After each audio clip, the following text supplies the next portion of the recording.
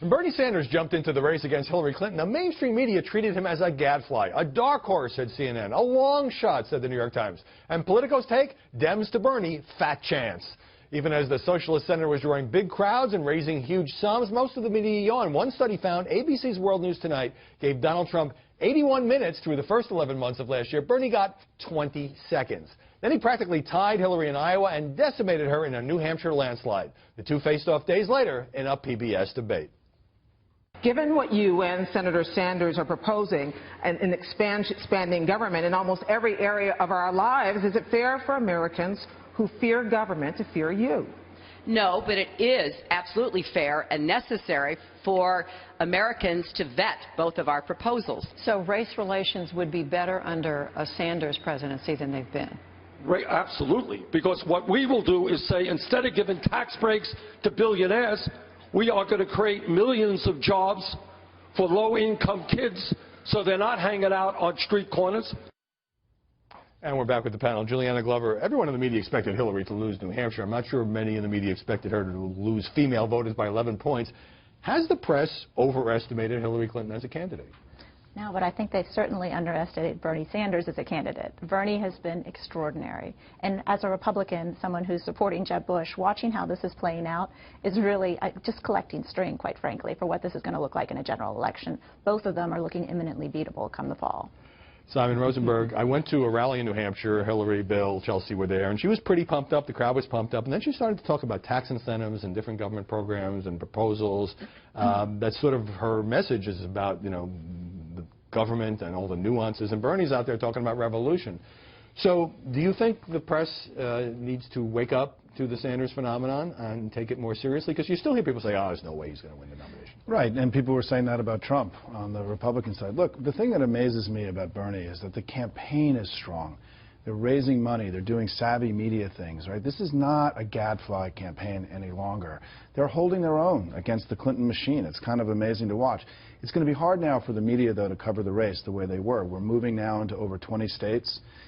You know, there's only one more English language debate between March 15th on the Democratic side. So the media is going to get challenged now, I think, in how they cover what is a really competitive race now on the Democratic side. Heidi Presbella, Hillary Clinton has done selected TV interviews, mostly on MSNBC, but she hasn't held a press conference with the reporters who traveled with her for 2 months. Does that create tensions with the press corps? You spent a lot of time on her campaign. Absolutely, because you know, it's a phenomenon just within our little world of the press, because in the outside world you see she's doing local media, she's taking a page from Trump and calling into some of these talk shows, but in terms of the, you know, little bubble that we all live in, these are the people who travel with her day in and day out.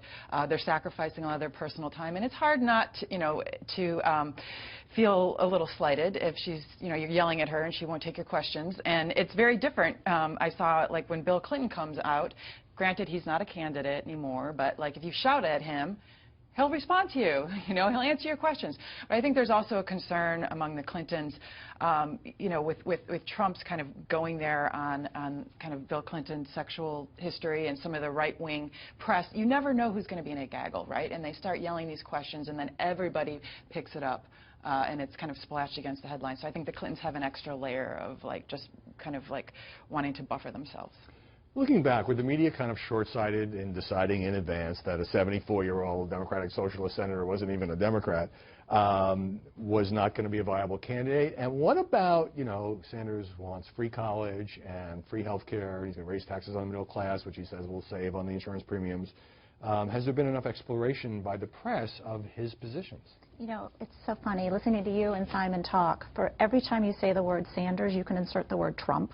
And it's the exact same phenomenon. You see it as a parallel universe. It's utterly parallel universe. I mean, both of these are candidates from the outside, neither of which have been exposed to the same amount of media scrutiny that a typical either Republican or Democrat, more establishment candidate would be. I would push back on that a little bit, because as Trump became a phenomenon, I think there have been a lot of negative media stories and analysis of where he stands, and it seems to just slide off him because his supporters don't care if in the 1990s I fundamentally disagree. I mean, Yeah? in the case of Trump, I mean, he's had 4 bankruptcies. I haven't seen the front His page. companies have, yes, I haven't seen the front page pieces on what those 4 bankruptcies meant in terms of the court filings and who ended up not getting paid. And also, we haven't looked at specifically how many people have been fired by the man, you know, as he's tried to save his own neck going through these bankruptcies and not used any of his own personal wealth to help ensure that people's lives who he employed were better off at the end. But bringing it back to Bernie, it seemed to me that if everyone in the press thought that he might well win this Democratic nomination, you would have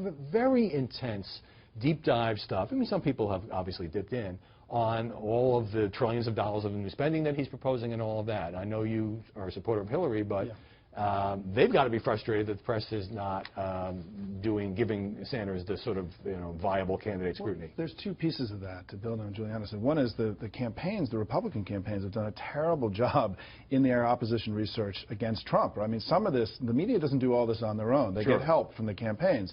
The Clinton campaign never really, I also think, took Sanders seriously. They didn't see it as a serious race. They didn't do their Oppo research. They weren't leading reporters to certain stories. That's all changing now. Bernie's under unbelievable scrutiny. There's been more rough stuff about him in the last week, but there's also been good things about his civil rights history. I mean, we're learning a lot more about him. Some of it is very positive, frankly. Some of it, though, is rough for him. But this is a very different stage. You're right, very different stage in the Democratic campaign. And as you pointed out, Simon, the DNC originally set just 6 debates. Some of them were on Saturday nights and holiday weekends because that's what Hillary wanted. Now she wants more debates because she's in a race of 4 have quickly been added.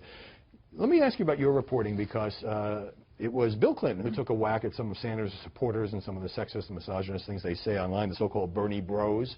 When you were out there campaigning, did you run into any bros?